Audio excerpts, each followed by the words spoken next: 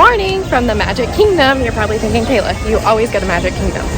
But today is actually a good reason because Magic Kingdom actually closes today at 4:30, so I wanted to come out and try and ride some of the rides that Sophia normally doesn't get to ride, like Mine Train, because it's at a 40-minute wait right now. So that's where we're headed to first. Whoa! So the Magic Kingdom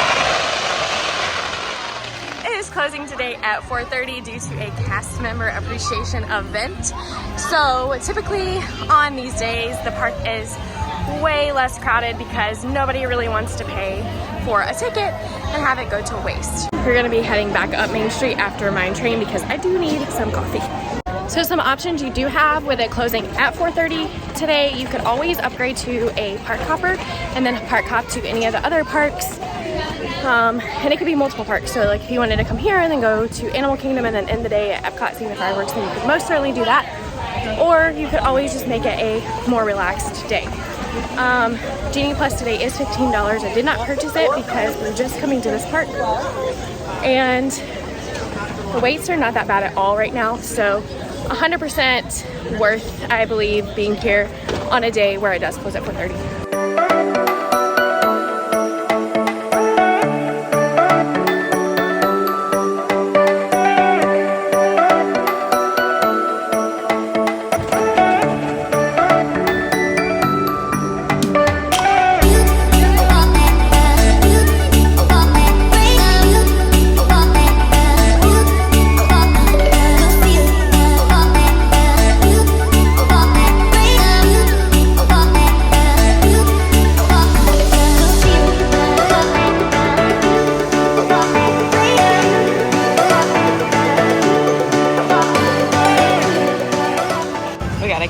And I got some coffee. We are on Teacups. It was a walk-on. We just had to wait for the next people to get on. Mine Train was a success. She absolutely loved it. She got off and wanted to do it again. But the wait had spiked up to a 50-minute wait. We actually waited longer than 40 minutes. It was like a 45-minute wait. So I told her once we got done with everything, we'll see the wait and go from there before we go.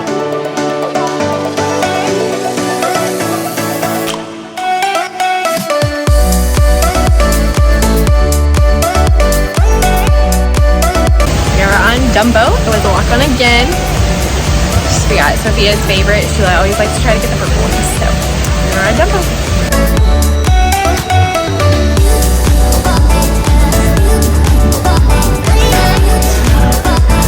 We're on Barnstormer. You excited?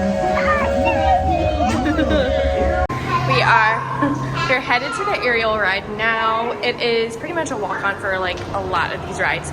The heavy hitters like Jungle Cruise, Peter Pan, and Seven Dwarfs really only have a 45-minute wait.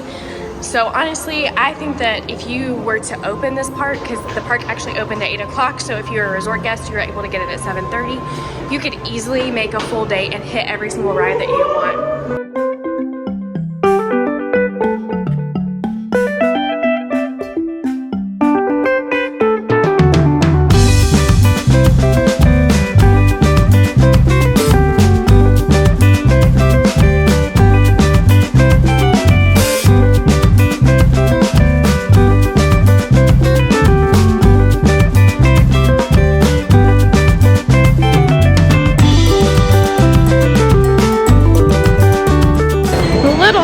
We were gonna go to Peter Pan, but it jumped to a 50-minute wait and the lightning lane was like way backed up. So I'm assuming that the ride went down at some point and everybody was coming back to redeem their lightning lane. So we are headed on the People Mover. But what I was saying earlier is if you would have easily, like, you would have stayed on the resort, you could get here and get everything that you wanted to done and then some, because everything is literally a walk-on.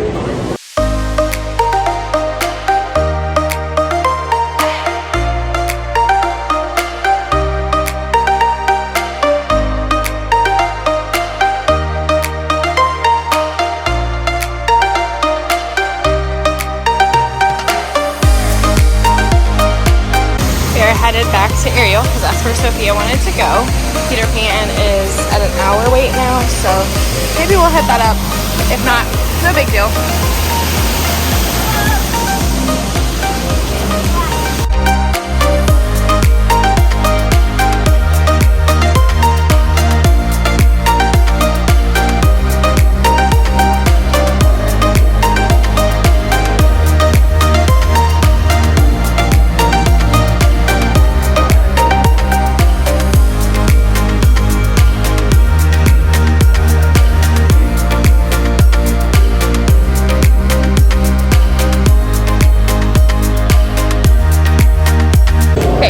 glad that we did Peter Pan because the lightning lane was actually longer than the standby lane.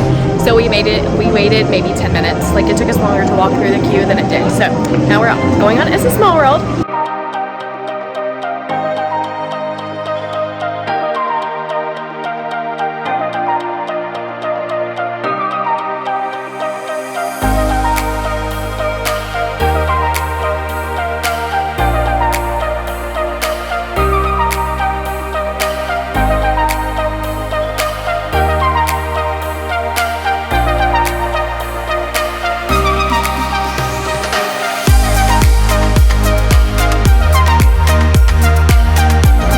Back on Seven Dwarfs Mine Train, and this will probably be our last ride because we have things that we have to do this afternoon. So this will be our last ride, and it will probably be around like 3 or 3:30 when we are done here, because I'll probably look at some shops too, and then we will head back.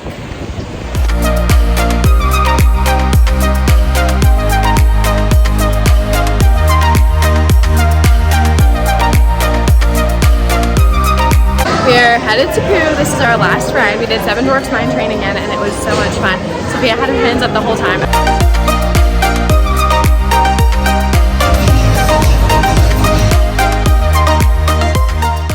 Okay, we are headed out of the park. We're gonna actually take the boat because the monorail is actually backed up. So we are headed towards the boat.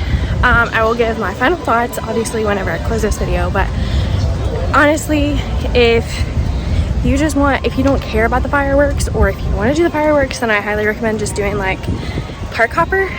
But if you don't care about the fireworks, honestly, I think this is like the best day ever, because everything was so little wait, and you could spend your money on do Genie Plus if you wanted to, but we didn't, and we walked on pretty much every single ride. We ended up doing Mine Train twice. The second time it was posted 40-minute wait, we only waited 30, maybe 20. So not too bad at all. Hi, little ducks.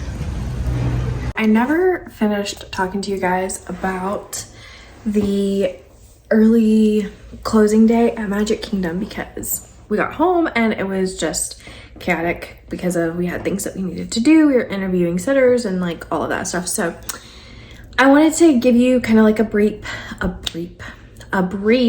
overview and just let you guys know my honest opinion and my thoughts. Honestly, if you are going for multiple days, or if this isn't your first time at Magic Kingdom and this isn't your first time, like if you don't care to see the fireworks, I highly recommend it. I probably shouldn't be recommending this because it's like, I don't want it to be crowded, but it was not crowded at all. We rode Mine Train twice. We didn't pay for Genie Plus, and we rode a ton of rides. We obviously, like, there were some things that we didn't ride because Sophia is not old enough and I was by myself, but like even the big heavy hitters like Big Thunder Mountain and Space Mountain, they only had a 10 to 15 minute wait. Everything was a walk-on. Peter Pan was posted 60 minutes, and honestly the lightning lane was longer than the standby lane. And if the standby lane had not been where it was, I mean, if the lightning lane hadn't even been backed up, we would have walked on. Like literally it would have been a walk on. We waited maybe 10 minutes. Jungle Cruise, we didn't go over to Adventureland or anything like that, but Jungle Cruise was only a 30 to 45 minute wait all day. Even for the parade, when we were leaving at the 3 o'clock parade, there was hardly anybody on Main Street watching the parade.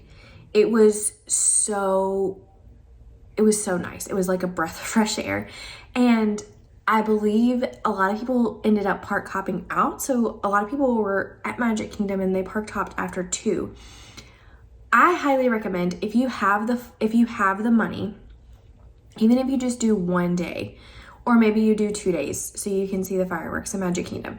You do 2 days that are park hopper, and you park hop to like Epcot or Hollywood Studios just so you can get that experience or that extra nighttime show if that's something that you really truly want. But if you are a resort guest, you got early access. The park opened at 8. It was from 8 to 4:30 is when the park closed. You would have gotten in at 7:30 if you're a resort guest.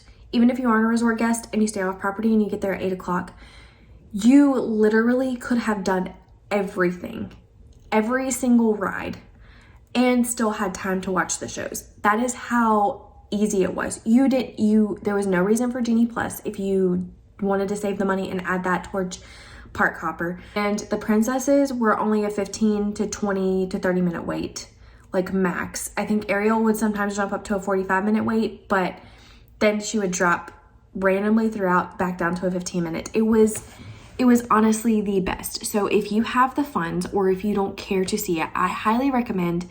It is not a wasted day. Like, I know people think that it's a wasted day because of the fact that you're paying full price for the ticket, but you only get from like 8 to 4:30. Pay that little bit extra to Park Hop and then you have a full day. That's my opinion. I am very thankful that we are pass holders, so we were just able to like go. If I'd have known that it was going to be that little busy, then Ben would have taken the day off and we would have opened the park and we would have literally been able to do every single ride.